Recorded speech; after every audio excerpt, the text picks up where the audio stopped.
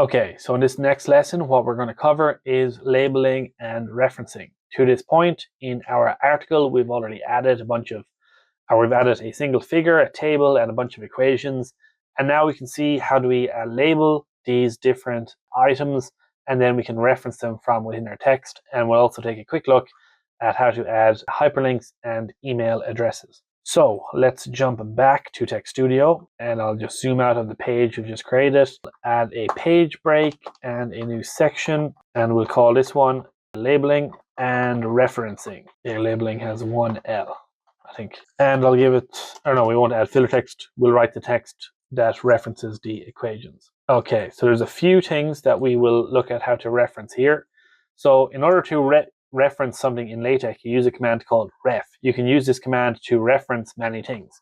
We can reference an equation, we can reference a table, we can reference a figure. For instance, here we have figure 1, and maybe in our text we want to reference figure 1. The other one we can also reference is sections. Like we may want to reference an earlier section, like section number 3. So we'll look at this one first. So I'll write down here, within LaTeX, we can easily refer to sections like section number 3. So that would be one way to do it manually, let's say. The issue with referencing things manually is if you ever go back to edit your document, and if you decided that in the second version of your document, you wanted to add another section before section 3, but after section 2, what's going to happen is your reference is now not correct, because this will now be section 4. So how do we overcome this problem? Instead of manually putting the number 3 down, what we can do is we can jump to this actual section. I'll use the Project Explorer to jump to it here on the left hand side. And so this is the section number 3. I can add here a label using the command label, and then I give the label command a key. Now we use the same command label to reference sections, figures, tables, or just other.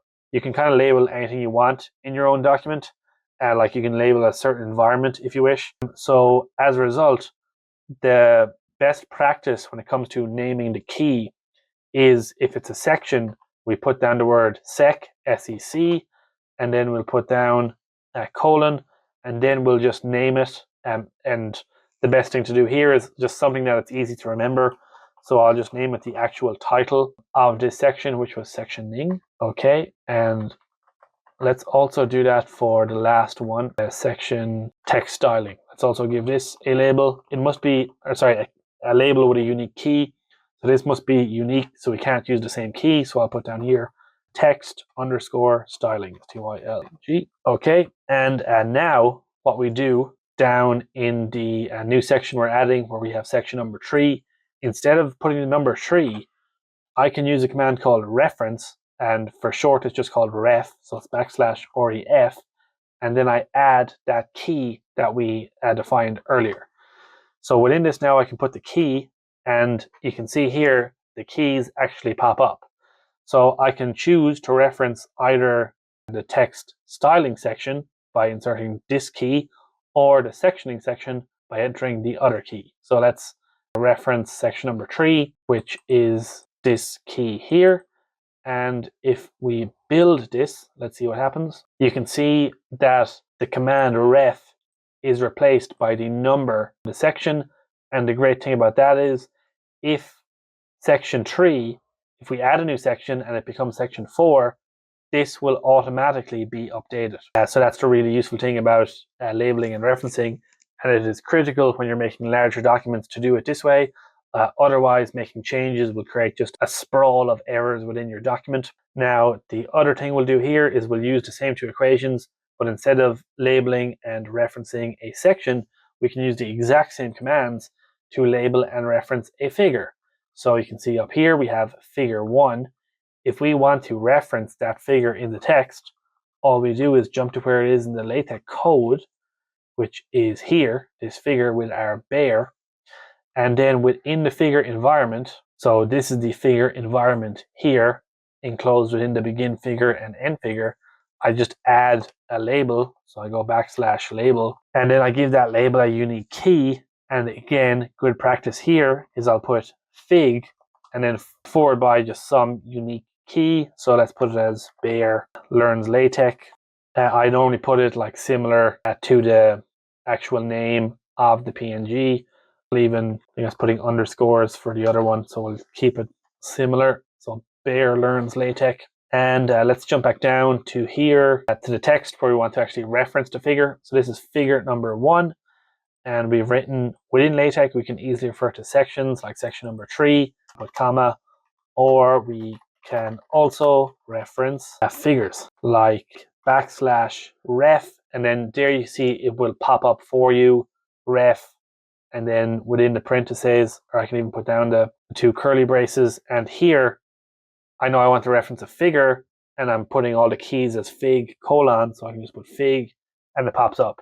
If you had lots of figures, this is quite useful, as they would all pop up here, and you can just scroll to find the figure you want to reference. Okay, now let's see what this generates. Now, here we have a little bit of an issue that we have. We can also reference figures like 1, but we don't really want to write down 1. We want to write down we want to reference the figure the same way it's captioned. So if I look at my figure, it's captioned as figure space 1. So that is actually what I want to put down. So if I come down here, we've written we can also reference figures like, and now here I can manually correct this by putting figure space 1. Now there's a couple of issues with doing it this way. The first issue with doing it this way is if you have a document with many figures, it's so easy for you, say for 5 of the documents, put down figure space 1, and then on your 6th figure, you'll put down fig space 1, and you lose the consistency, and you're just opening yourself up to make a mistake. So a better practice is to create a custom command, which we'll do in a moment, instead of writing down figure space ref. So that's one issue. The other issue I'll show you is if that space ends up on a jump to the next line, you'll actually separate figure and 1, which we don't actually want to do. So I'll try and show it to you here. If I add a bunch of the character A, I'll eventually get this to break to a new line. No, still haven't done it. Okay, there you have it. So now we have figure and 1, but they've broken to a new line. And you don't actually want to do this when you reference your figures. The more correct way to do it is to keep those together. So to do that, we add what is called a non-breaking space. And the non-breaking space is this symbol here, the approx symbol I always think of it as. And unfortunately there it's breaking in the LaTeX code, but that's just because the window is a bit shorter. So it's like this. So we have figure, non-breaking space ref, and if we rebuild that, you can see there we'll keep figure 1 on the new line. So that's one of the issues fixed, but let's fix the other one of let's always ensure that we keep the figure part the same. Now, the way that I prefer to do this is simply define a custom command. And what I like to do is let's jump back up to our preamble where we have our custom commands here. So we already have our 2 custom commands, the command done, the command to do. And how I like to handle this is add a new command, and we add the command with this structure. So it's slightly different because we're going to create a command that we pass an argument to. So as a result, I'm going to use new command, but I'm going to actually set an option, and I'm going to call this command fref. So this will be how we reference figures. In the arguments, what we do is we define the number of arguments that this command takes. So here I put down, is it number 1, I think? I've forgotten the syntax a little. If it's wrong, we'll just see the error symbol pop up. And how do we define this? We're going to define this command as figure, non-breaking space, and then number 1. And I think actually here I just enter 1. And no, I've done that incorrectly, sorry. So it should be figure and non-breaking space, and then the command ref. And then within that command, we put the first argument. So that might look a little bit confusing, but all that's happening there is everywhere where we put the command fref for referencing our figures, it will be replaced by this LaTeX code. So it'll automatically be replaced by figure, non-breaking space, and it will then be replaced by the command ref, and number 1 is going to be the argument that we pass to fref, which is going to be the key, the figure we're trying to reference. So I'm going to show you this in an example where it'll hopefully make more sense. So let's jump back down to this line, and let's rebuild this as well, just to remove all of these A's. So currently we have this as, we can also reference figures like figure 1. We want to keep that the same, but we just want this to be a custom command. So what I do is I'll take the same key, I'll cut it, Control X, and instead of writing down this, because we're going to end up, if we have a document with lots of figures, we're going to repeat this over and over and over and over again. Instead of repeating it over and over again, we'll just use our fref command. So now we use fref, we pass fref one argument. What is that argument? It's the key that we pass to the ref command. Okay, and if I rebuild that, you can see there, it keeps it the exact same way. So if we now had a second figure, instead of having to again type out figure, non-breaking space, followed by the key, we would just use the fref command again, and that again is just really handy if you ever had to make a change to your document and decided that you don't reference figures as figure 1, you reference them as fig.1, etc., or something like this. Okay, so let's keep moving with this tutorial. So that is how to reference figures, and then I'll put down, we can also reference tables like table, I believe was table number 1, or was it in Roman numerals? Oh, no, it's table number 1. So again, we use the exact same commands. We must first label the table, and then we refer to it from the text. So we go to the table, and here is the table here. It's the actual, within the table environment that we're applying the label now. We're not applying the label to the tabular environment. So I'll put it after caption, I'll put down label, and then for good practice, we'll start all of our tables with a key that starts with tab, tab, colon, and then this was to do a list. Okay, and then what we do is we take that key, copy it, and now our table is labeled with that key, and now we can easily refer to that table from the text, again by using the ref command and pasting the key in there. So I have ref, tab, to do list, and when I run this, the LaTeX editor will basically replace that code with the number of the table, and there you can see table number 1. And similar to what we just did for the figures, we can actually, instead of having to repeat table over and over again and having the same issue with the breaking space, what we'll do is we'll scroll up to our custom commands, and here we'll basically define another custom command for labeling tables, and I'll call it tref. So we have fref for referencing figures, we'll have tref for referencing tables, and we'll put it in the form of table non-breaking space character followed by the command ref, to which we pass one argument to the tref command, which will be the key, and then that will be passed or replaced by, or that will replace this #1 part. Okay, so this will become the key, and let's see that in action. So now instead of having table space ref, I just use tref and the same key, and we have our custom command, and it generates the same output, table number 1. It is that simple. And for the last one, the last thing we want to do here is also label equations. So if I go to my previous page, we have our equations number 1, 2, and 3. Can we also label and reference these equations? Yes, we can. So I'll just add another paragraph and say we can also reference equations like equation, and then here we'll do it manually first, equation number 1 and equation number 2. Okay, so that would be bad practice to do it this way. That is the manual way. The problem, of course, is if we add another equation before these, it will mess up the numbering, and now we have all these errors in our text. So how do we overcome that? The exact same way as before. Here we have equation 1, XOR MS is equal to the square root of so on and so forth, which is this equation. It's equation number 1. Instead of calling it equation number 1, I give it a unique label. So I will again put within the equation environment the label command, and we give it a unique key. For good practice, we'll put down equation : similar to what we did for figures and tables, And then I'll just put down RMS, and we'll do the same for the align equation. So I'll put it there up at the top, a label. This will be equation align, and for the last one, we'll put a label, and it'll be equation matrix. Okay, and then what we do is instead of inserting the references manually, we replace them with the ref command. So I put ref and our two curly braces, and then in here, if I just type the words now EQ, all of the keys of those equations pop up, and it's really easy to just pick the right one. It should be the RMS equation first, and then \ref label, and then I'll put down EQ to get my list of equations. And we want to reference the second equation, which is the aligned equation.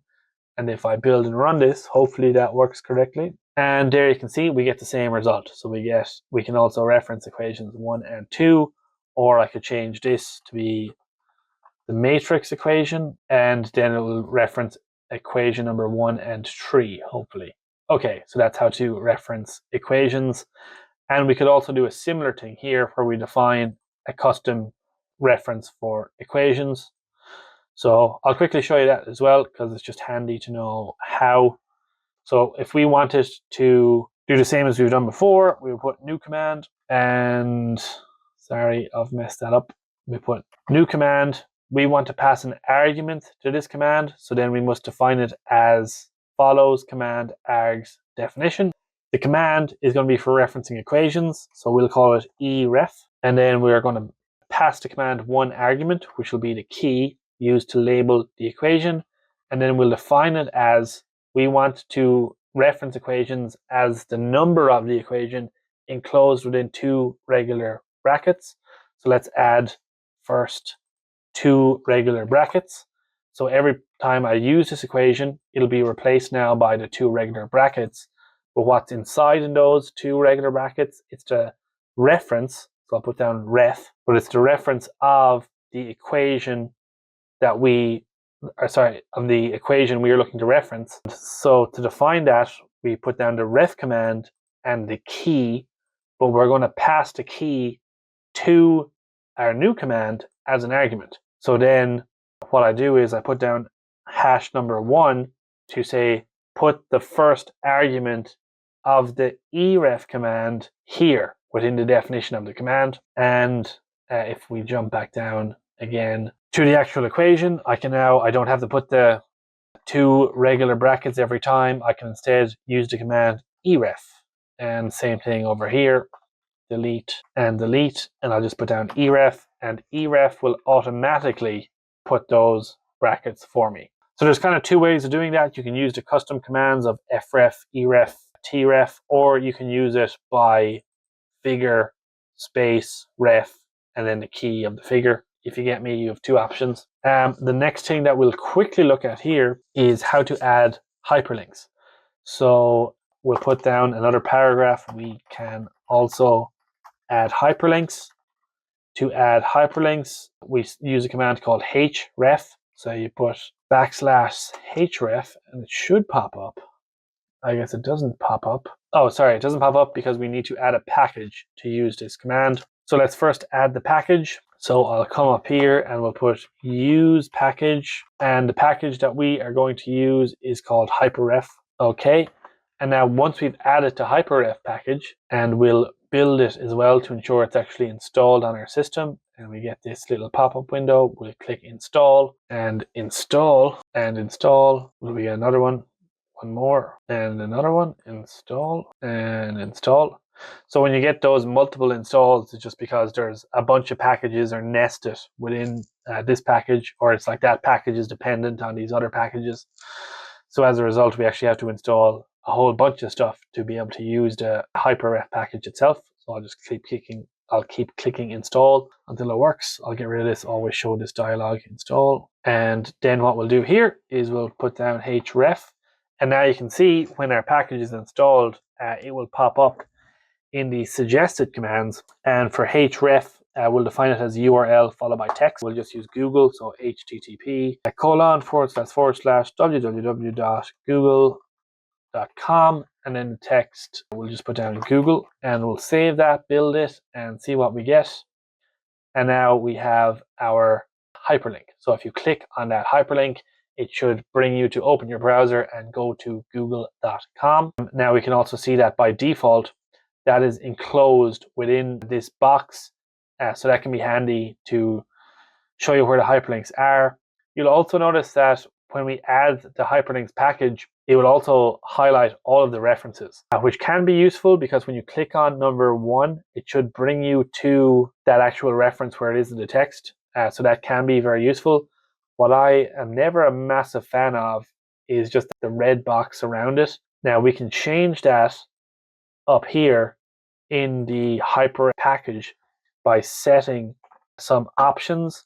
So to get to options to pop up, put the comma in the square braces, and then the option, there's a whole bunch of options here. The one we're going to look for is color links. If we set color links equals to true, so it will change that box around the hyperlinks, and instead of the box, it will change it to just the text is highlighted as red. Okay, now I prefer to actually have those particular links kind of hidden.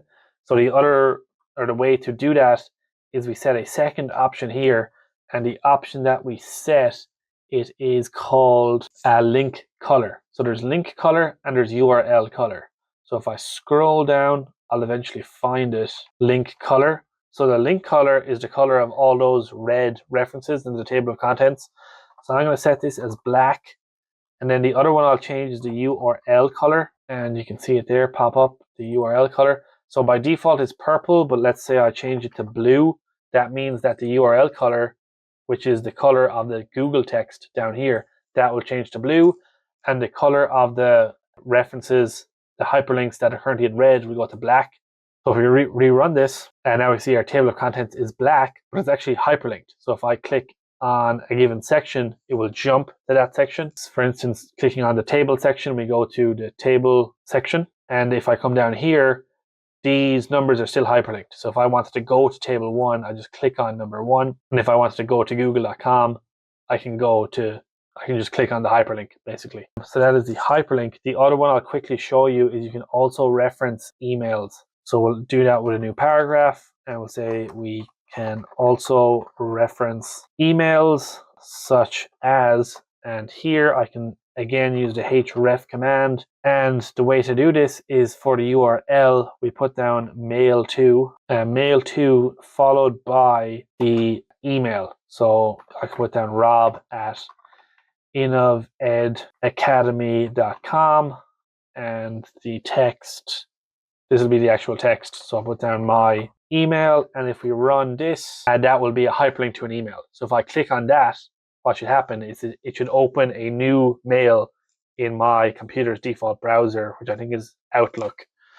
And now you see Outlook is opening, and it will try create a new email there. I don't want to show you my emails, so let's get rid of that. Okay, so that's labeling and referencing. Let's also, just to complete this article, we'll add a section here called conclusion, okay, which might be the final section in our document, and we'll give it some lorem ipsum filler text, lips number 10. Control save and build it, and let's see what we get. Okay, I've made an error. I didn't put down the lipsum command, I put down just a text, lipsum 10, so I left out a backslash to define the command. Okay, so that's the conclusion, and if we run it twice and come back up to our table of contents, now we can see that as we added all of those different sections, they were all added automatically to our tables of contents. The very last thing we are going to do in this series of tutorials is we're going to add a bibliography. So we'll add our bibliography after the section conclusion.